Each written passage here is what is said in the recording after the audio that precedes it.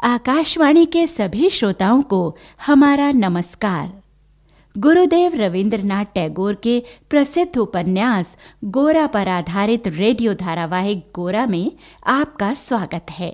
आज आप सुनेंगे इस धारावाहिक की 6ठी कड़ी। अब तक आपने सुना विनय की परेश चंद्र भट्टाचार्य के परिवार से घनिष्ठता और भी बढ़ गई है। परेश की बेटियां सुचरिता और ललिता गोरा तथा विनय के संबंध में बातें करती रहती हैं। परेश बाबू सुचरिता का विवाह चिर परिचित युवक हारान बाबू से करना चाहते हैं, तो उधर गोरा का बड़ा भाई महिम अपनी बेटी शशिमुखी का विवाह विनय से करना चाहता है। इसके लिए वो गोरा से विनय पर दबाव डालने के लिए कहता है। विनय पर एक ओर ये दबाव है तो दूसरी ओर उसके मन में कहीं सुचरिता या ललिता के लिए भी जगह बन रही है। तो तीसरी ओर दोनों मित्र यानी गोरा और विनय ने देश की सेवा की खातिर आजीवन अविवाहित रहने का संकल्प भी लिया हुआ है। इस दुविधाजनक स्थिति से विनय को निकलने का रास्ता नहीं दिखता और वो गोरा तथा उसके परिवार के दबाव के चलते अंततः शशिमुखी से विवाह करने की हामी भर देता है। अब सुनिए इससे आगे।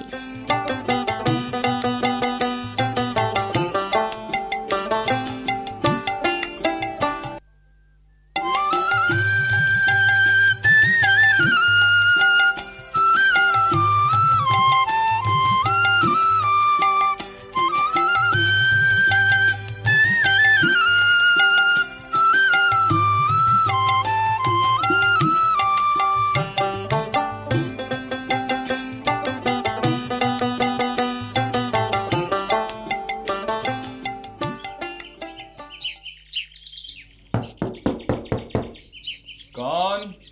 मैं। अरे गोरा, रुको आता हूं।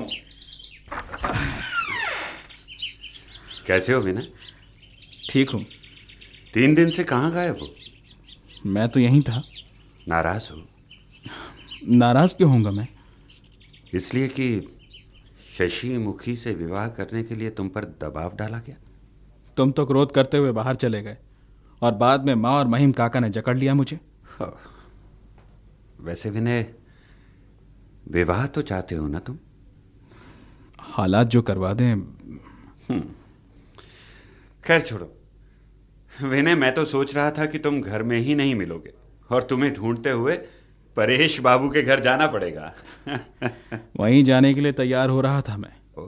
तब तो मैं गलत समय पर आया। ऐसा नहीं है। तुम भी मेरे साथ चलो। नहीं विनय, मुझे शायद वो लोग पसंद नहीं करते। उन पर तो ब्रह्म समाज पूरी तरह से हावी है। गोरा, फिर भी वहां वाद विवाद होता है, खुली बहस होती है, परिवार भी खुला हुआ है। और सबसे बड़ी बात यह है कि परेश बाबू अपनी लड़कियों को पर्दे में नहीं रखते हैं। इससे उनका भी मानसिक विकास होता है। चलो ठीक है, कहते हो तो मैं भी चलता हूं तुम्हारे साथ। आओ। चले। लो, तांगा भी सामने आ गया। तांगे वाले इधर आओ। गोरा, नंदू के घर गए थे क्या? हाँ गया था, पर उन लोगों को अभी भी कोई पछतावा नहीं है। इन लोगों को लाख समझाओ, लेकिन अपने अंधविश्वासों की कोठरी से ये लोग बाहर नहीं निकलते हैं। मुझे तो लगता है गोरा कि नंदू की माँ ने ही ओझा को बुलाकर नंदू के प्राण ले लिए। मुझे भी यही लगता है। तांगे वाले रोको। लो, परेश बाबू का घर आ गया। ये लो भैया। सुचरिता, ऐसे नहीं, ऐसे बोलना है। You have to go. You have to go. नहीं, थोड़ा और। You have to go. You have to go. ये कौन है जो इतने ऊंचे स्वर में बोल रहा है? You have to लगता go. है कि हारान बाबू सुचरिता को अंग्रेजी पढ़ा रहे हैं। अब अंदर चलते हैं। You have चल। to go. हाँ, तो फिर बोलो। You have to go. You have to go. हाँ। नमस्कार हारान बाबू। आइए आइए विनय बाबू, नमस्कार नमस्कार। अरे आज तो गोरा बाबू भी साथ हैं। जी नमस्कार। नमस्कार। क्या पढ़ा रहे हैं?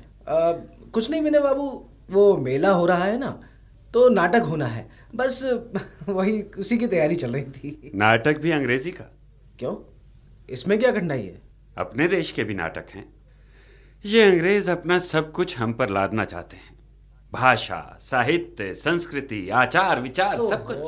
गोरा बाबू, इससे भी बदलेगा कुछ। हमारी कुप्रथाओं के कारण ही अंग्रेज हमसे घुलना मिलना नहीं चाहता।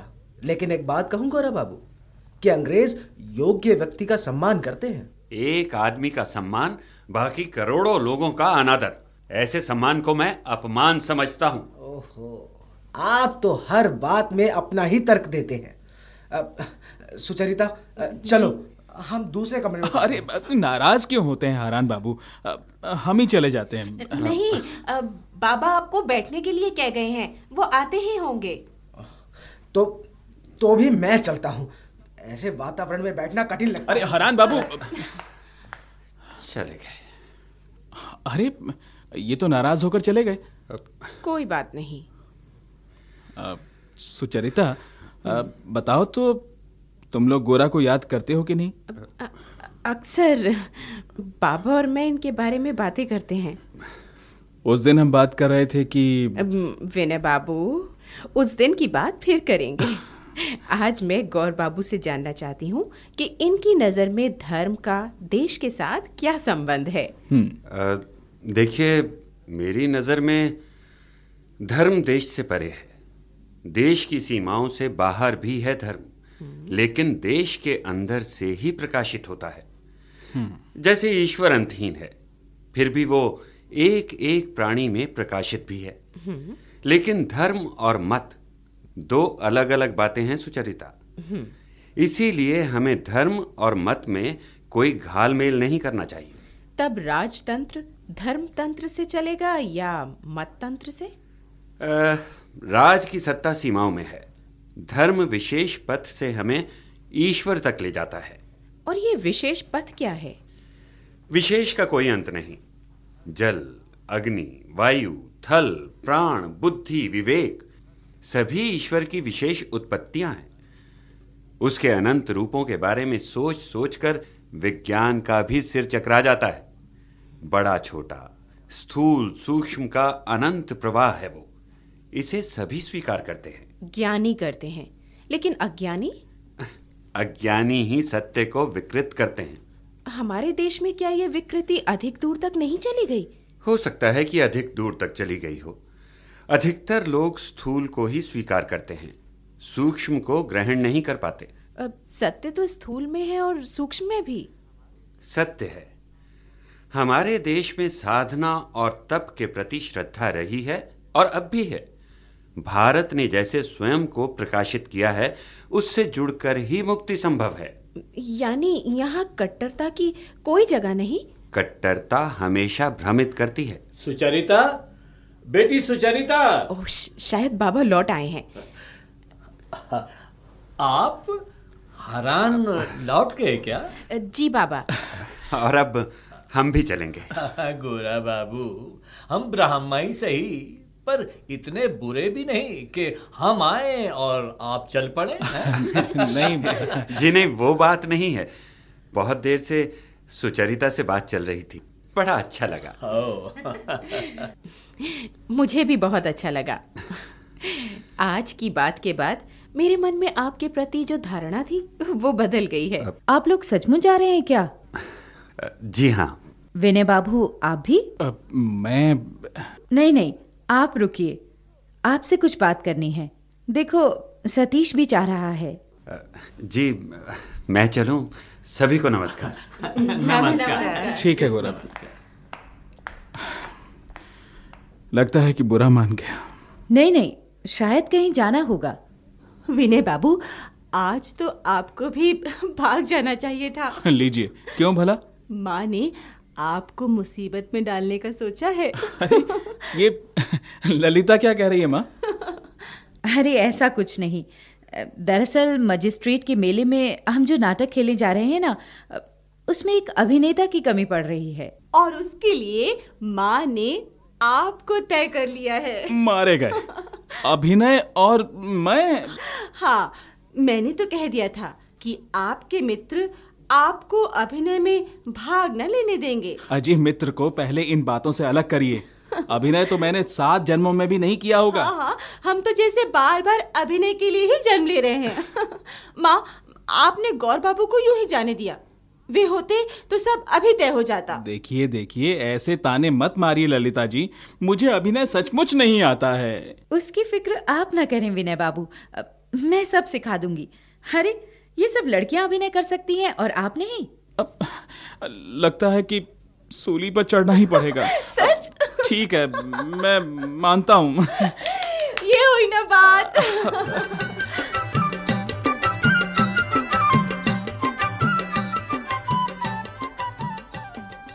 माँ, माँ, सो गई क्या? हाँ, नहीं तो कहाँ रह गया था गोरा, इतनी रात कर दी। बस माँ, गंगा के घाट पर बैठा रहा। विनय के साथ?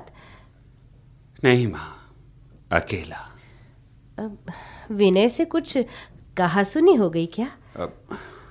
अच्छा, तू पहले हाथ मुंह धोकर खाना खा ले, फिर बात करती हूँ। हाँ माँ। ले बेटा, शुरू कर। हाँ माँ। माँ, तुमने खा लिया?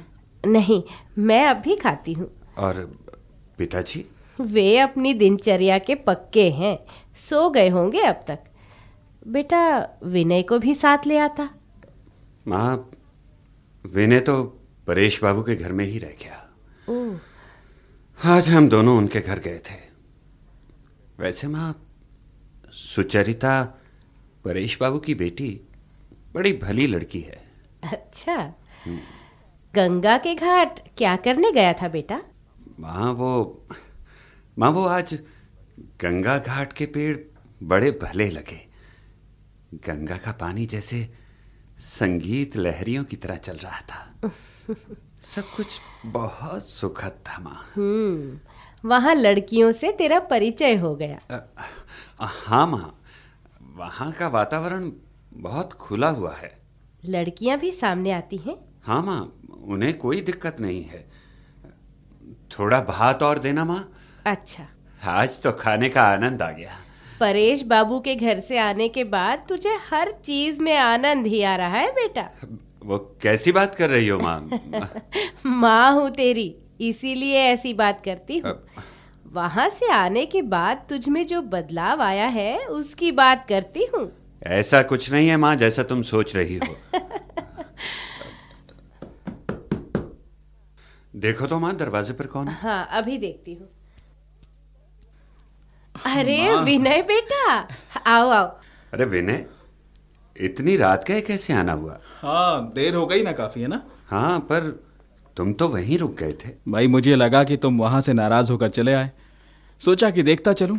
माँ, कुछ खाना मुझे भी मिलेगा या गोरा सब खाना खा गया? अरे बेटा, खाना है। भात बना है। अच्छा। ले, खा ले। बेटा, मैं जाकर सो जाऊं? हाँ माँ, तुम जाकर सो जाओ। अच्छा। विनय, तुम आज यहीं रुक जाना। और क्या, अब घर कहाँ जाऊंगा मैं। वाह, भात कितना स्वादिष्ट बना है। अब बताओ, तुम अचानक परेश बाबू के घर से चले क्यों आए? ताकि तुम खुलकर बातें कर सको वहाँ। अरे वो छोड़ो, वहां तो नाटक की तैयारी चल रही है। अच्छा। अभिनय के लिए मुझे भी फांस लिया है। क्या? तुम और अभिनय? अरे देखना तो। हाँ, मेरे वहां पर रुकने का एक कारण और भी था। वो क्या? चल, छत पर चलते हैं, बड़ी सुहानी चांदनी रात है। हाँ, मैं गंगा के घाट पर बैठकर यही तो देखता रहा। तुम चांदनी रात में गंगा ही देखते रहे? क्यों, इसमें हैरानी की क्या बात है? है ना गोरा, हैरानी की बात है। उधर सुचरिता तुम्हारे व्यक्तित्व और तुम्हारे ज्ञान की प्रशंसा किए नहीं रुकती, और इधर तुम चांदनी रात में गंगा के घाट पर बैठकर लहरों का नाच देखते रहे। है ना हैरानी की बात गोरा? विनय, जब से वहां से लौटा हूं बड़ी दुविधा में हूं। गोरा, और दुविधा असंभव। लगता है विनय, मैं अपने पथ से भटक रहा हूं।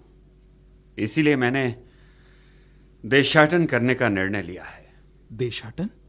हाँ विनय, सोचता हूं 2-3 लोगों को लेकर ग्रांड ट्रंक रोड पर पैदल निकल पड़ूं, सारे बंधन काटकर। क्या? एक सन्यासी की तरह, जहां जो मिले वही खाकर रहूं और कुछ सार्थक कर्म करूं। ये अचानक एक ओर तुम्हारे और सुचरिता के बीच उठने वाला कोमल भाव, और दूसरी ओर ये कठिन यथार्थ। हाँ विनय, वो सब नहीं चलेगा। छोटी सी चूक मुझे मेरे गंतव्य से भटका देगी। मां से बात की तुमने? नहीं, अभी नहीं। 2-3 दिन और चिंतन करूंगा। इस बीच में तुमसे भी नहीं मिलूंगा विनय। गोरा, निर्णय लेने का समय है, स्वयं ही लूंगा। चलो अभी सो जाओ।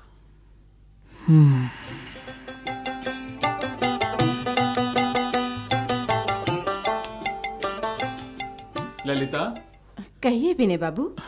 ललिता, अभिनय को लेकर अभी भी दुविधा में हूं मैं। अभिनय करने में कोई बुराई है? देखो, अभिनय करने में भले ही कोई बुराई ना हो, लेकिन मैजिस्ट्रेट के घर जाकर अभिनय करना कुछ अच्छा नहीं लगता है। कल तक तो आपने ये प्रश्न नहीं उठाया था। वैसे ये विचार आपका है या किसी और का? ललिता, मैं हमेशा अपने मन की ही बात करता हूँ। मुझे तो लगता है ये विचार गौर बाबू का है, और आप भी समझते हैं कि अंग्रेज से लड़ाई इसी तरह लड़ी जाएगी। ललिता, गोरा चाहे ऐसा ना भी समझता हूँ, लेकिन मैं जरूर समझता हूँ। यानी इससे हमारे आत्मसम्मान को ठेस लगती है। और जो बात बात में गौर बाबू का हवाला देते रहते हैं, उससे कुछ नहीं होता। अरे गोरा मेरा मित्र है, बंधु है, उसकी लड़ाई का एक लक्ष्य है। जरा सी बात में उसका नाम घसीटकर तुम मुझे अपमानित करती हो। कदापि नहीं। मैं चाहती हूँ कि आप में जो अभिनय प्रतिभा छुपी हुई है वो सामने आए। तो सीधी तरह से कहो ना ललिता कि तुम चाहती हो कि मैं नाटक में अभिनय करूं। ऐसा क्यों कहूं भला? आपकी अपनी राय हो तो मैं उसे अनुरोध करके क्यों बदलवाऊं? वाह ललिता वाह, चित भी तुम्हारी और पट भी तुम्हारी। अच्छा ठीक है, मैं देखता हूँ। अरे बहस किस बात पर छिड़ी है? वो हाँ, मैं ललिता से ही पूछ रहा था कि अभिनय के लिए मुझे क्या क्या तैयारी करनी होगी। विनय बाबू, आपको नियम से रोज सिर्फ रिहर्सल के लिए आना होगा, और बाकी मैं देख लूंगी। ललिता, हाँ, इनको स्क्रिप्ट की कॉपी दे दो। जी माँ, ये लीजिए। तुम रीडिंग करो, मैं अभी आती हूँ। जी। अब तो खुश हैं ललिता जी? आप क्या समझते हैं, मैं आपसे जबरदस्ती कर रही हूँ? ऐसा क्यों सोचती हो तुम? मुझे लगता है कि आपने मेरा मन रखने के लिए अभिनय करना स्वीकार कर लिया है। नहीं ललिता, ऐसा नहीं। सच बात कुछ और है। वो क्या? देखो, मैं आज तक समझता था कि तुम सुचरिता की कार्बन कॉपी हो। क्या? जैसे मैं आपको गौर बाबू की कार्बन कॉपी समझती रही? ये मुझे नहीं मालूम ललिता, मैं अपनी बात कर रहा हूं। अच्छा, आज क्या लगा? आज लगा नहीं। ललिता का भी अपना व्यक्तित्व है, अपनी सोच, अपनी समझ। चलो हम लोग रीडिंग करते हैं। हाँ, तो ये यहाँ से। हाँ ठीक है।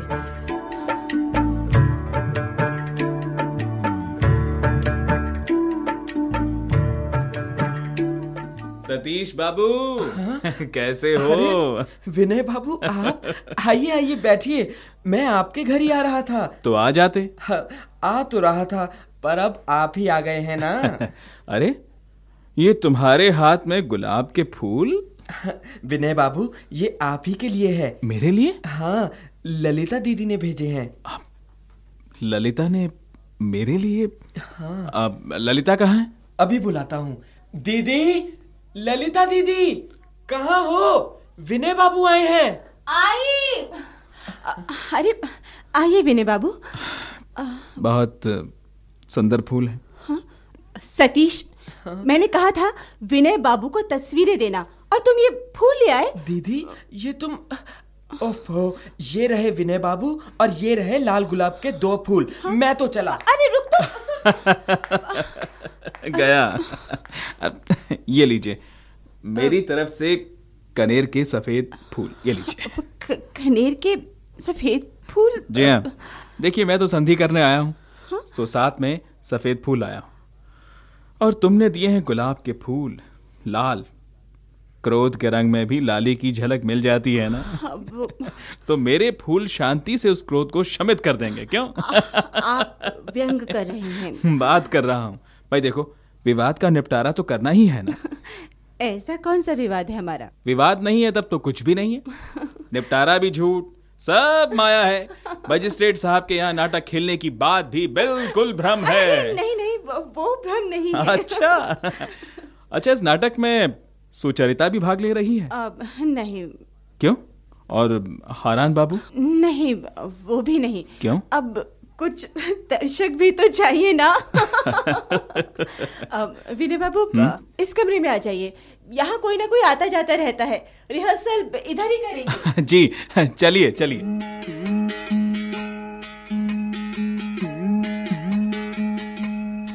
बाबा। अरे आओ बेटी आओ, बैठो। बाबा क्या पढ़ रहे हैं? हाँ, तुम भी पढ़ोगी? खैर, पहले मैं पढ़ लूं, फिर पढ़ लेना। हाँ। सुचरिता, तुम नाटक में अभिनय नहीं कर रही? नहीं बाबा। देखता हूँ बेटी, इधर तुम कुछ उदास उदास सी रहने लगी हो। नहीं तो। अच्छा बाबा, एक बात मुझे भी पूछनी है। हाँ पूछो बेटी। आप जैसे पहले मुझे पढ़ाते थे, अब क्यों नहीं पढ़ाते? वो बेटी, वो हारान बाबू आते तो हैं। नहीं, मुझे आपसे पढ़ना है। उस दिन विनय बाबू और गौर बाबू ने जाति, धर्म, देश को लेकर इतनी सारी बातें बताई। आपने इन सब के बारे में मुझे कभी क्यों नहीं बताया? देखो बेटी, कोई सवाल ठीक से मन में उठने से पहले ही उपदेश देना वैसा ही है जैसे भूख लगने से पहले ही किसी को खाना परोस दिया जाए। अब तो पूछ रही हूं ना बाबा, बताइए, जाति भेद को हम बुरा क्यों मानते हैं? देखो बेटी, जाति भेद से मनुष्य के प्रति घृणा और अपमान का भाव पैदा होता है। इसे अधर्म नहीं तो और क्या कहा जाए?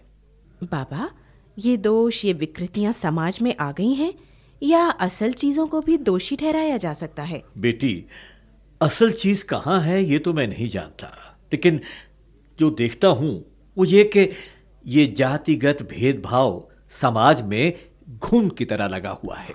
पर सभी को समदृष्टि से देखना तो हमारे देश का चरम तत्व रहा है, फिर ये भेदभाव क्यों? ओह, तू तो ज्ञान की बातें करती है। गोरा ने सब बताया होगा तुझे, हैं? आप बताइए ना बाबा। ठीक कहती हो तुम, समदृष्टि से देखना ही असली ज्ञान है। ये घृणा, प्रेम, राग, द्वेष से परे है। पापा, ये सब आप विनय बाबू वगैरह को भी क्यों नहीं बताते? उनके पास बुद्धि कम हो ऐसा नहीं है बेटी। कई बार कुछ लोग सब समझते हुए भी ना समझने जैसा व्यवहार करते रहते हैं, बल्कि जिनके पास बुद्धि ज्यादा है वो तरह तरह के तर्क भी जुटा लेते हैं। ये लीजिए, विनय बाबू आ भी गए। ठीक 5 बजे। क्यों विनय बाबू? जी।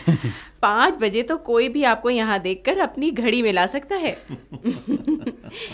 अच्छा, आजकल गौर बाबू नहीं आते आपके साथ? कुछ नाराजगी चल रही है क्या? आप उनसे मिलने के लिए इतनी उत्सुक क्यों हैं सुचरिता जी? क्यों ना हो, उनसे बात करना अच्छा लगता है मुझे। अच्छा, तो फिर सुनिए, उसने स्वयं ही मिलने के लिए मना कर दिया था, और जब आज मुझसे रहा नहीं गया तो मैं उसके घर चला गया। जाकर पता चला कि वो कुछ लोगों को साथ लेकर देशाटन पर निकल गया है। क्या आप उनके घनिष्ठ मित्र? आपसे पूछा भी नहीं? नहीं, मुझे नहीं मालूम कि उसके मन में क्या है, लेकिन माँ ने बताया कि वो स्वयं देश भ्रमण करके अनुभव अर्जित करना चाहता है। एक्साइटिंग।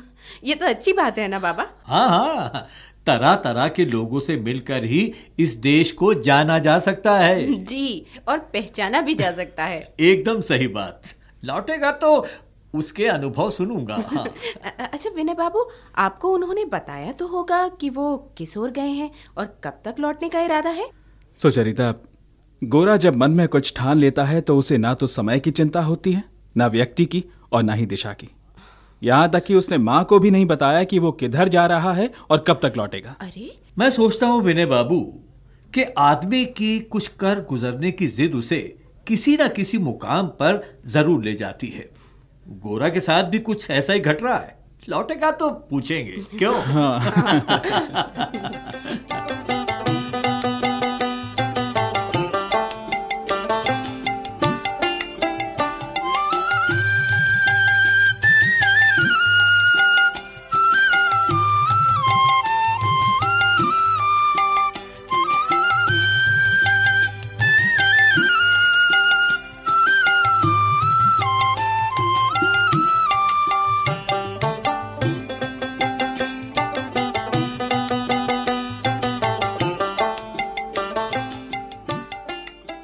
अभी आप सुन रहे थे गुरुदेव रविंद्रनाथ टैगोर के उपन्यास गोरा पर आधारित रेडियो धारावाहिक गोरा की छठी कड़ी। इसका निर्देशन किया दीपक त्रिपाठी ने। रेडियो नाट्य रूपांतर किया प्रताप सहगल ने। ध्वनि अंकन किया शालिनी शर्मा ने।